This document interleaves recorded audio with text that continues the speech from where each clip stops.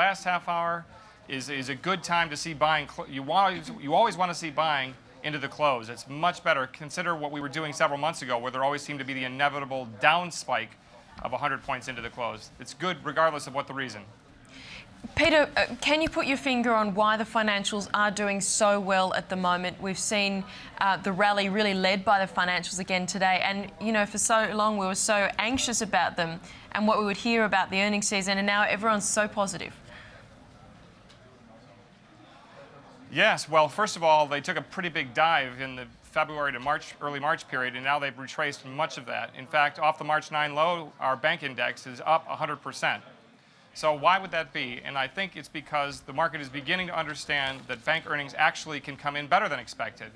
Last week, Brooke, we talked about that the conditions were ripe for a bank to pre-announce positive earnings, given that they had told us that they had made money in January and February, that the mark-to-market marks weren't going to be so much of a penalty anymore. And indeed, that's exactly what happened. We've had Wells Fargo come out on Thursday, and since then we had Goldman come out yesterday. And of course, we've got JP Morgan and Citibank coming on Thursday and Friday here, which will be very important reads as well. Is there a sense that things have changed for the financials, or that just more the worst is over? Because obviously 100% rally from the lows, as you said, for the banking index, but coming off extreme lows.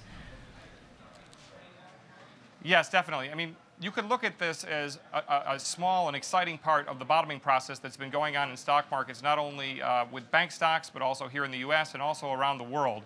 There's been a bottoming process in place now for a good 6 months. And the net is that world stock markets are sideways. The interesting thing, though, is that when you look at the stock markets that are actually further in the bottoming process and actually have begun to rise again, what are their characteristics? First, they tend to be creditor nations. That is, rather than borrowing money, they tend to be the lenders of money. And secondly, they tend to be the ones that are exporters to the rest of the world. What that's telling me is that the stock markets around the world are picking up that world trade actually is going to stop the contraction and start going ahead again. That'll be very positive for those who are most levered to world trade. But when you look at the company earnings, which is what the share market looks so closely at, we're expecting S&P 500 companies to report basically decreases for the 7th straight quarter. How do we know that there might not be an 8th, a 9th, a 10th quarter? How do we know? How can we be confident about this? Well, that's exactly the significance of the bank earnings, because if that's where the worst of the problem was, to come out and see Goldman and Wells Fargo come out and actually report earnings, JP Morgan is expected to report earnings tomorrow morning. That tells you that they're breaking the streak. In other words, before you can stop going down, you got to start going sideways. And I think that's what the market is beginning to figure out. Remember, stock markets tend to bottom 6 months, 9 months before economies do. It begins to pick up the scent of the recovery, and that's what I think we're seeing right now. What about the inflation numbers that we had out today, the consumer pricing numbers, I should say, first annual drop since 1955.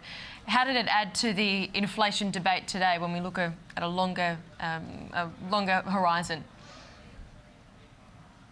Sure. The main significance of today's number, in that it was the first year-over-year decline in 54 years, is that the Fed's activity is not constrained.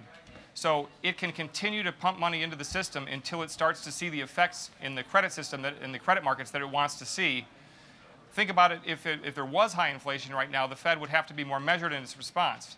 Now it has the luxury of going as hard as it wants to, putting as much of the pedal to the metal on the gas, so to speak, without worrying about inflation. Remember, our capacity utilization here is in the 60s, which means there's plenty of slack should the economy pick up before we were to ever have a problem with capacity constraints. Peter, I'm sensing you're quite optimistic at the moment about where this market's headed and optimistic about the economy as well. Yes, that's right. I mean, I think that in the biggest of big pictures, the time to be concerned was 2 years ago, when risks were not adequately priced into the market. Now we see the risks. We know what they are. We're beginning to get some idea about the rules of the game when it comes to the federal intervention. We're starting to see the cyclical change in both the economy not going down as hard as it was and earnings not going down as hard as they were. And so indeed, at a time when prices are down 50% or so on the stock markets, that's a time that you'd want to be buying. You know, Warren Buffett says, be greedy when others are fearful, and fearful when others are greedy. And time right now is to be greedy as a general rule in the stock markets. That said, remember we also have talked in the past about the fixed income markets having to lead this, that stock markets themselves are not going to make sustainable recovery until the fixed income markets are getting fixed. And without going into too much of the details of the various Federal Reserve programs such as TELF, they are definitely having an effect on the credit markets as we're seeing prices rise. That's a very good thing, and that's another signal the stock market's picking up on.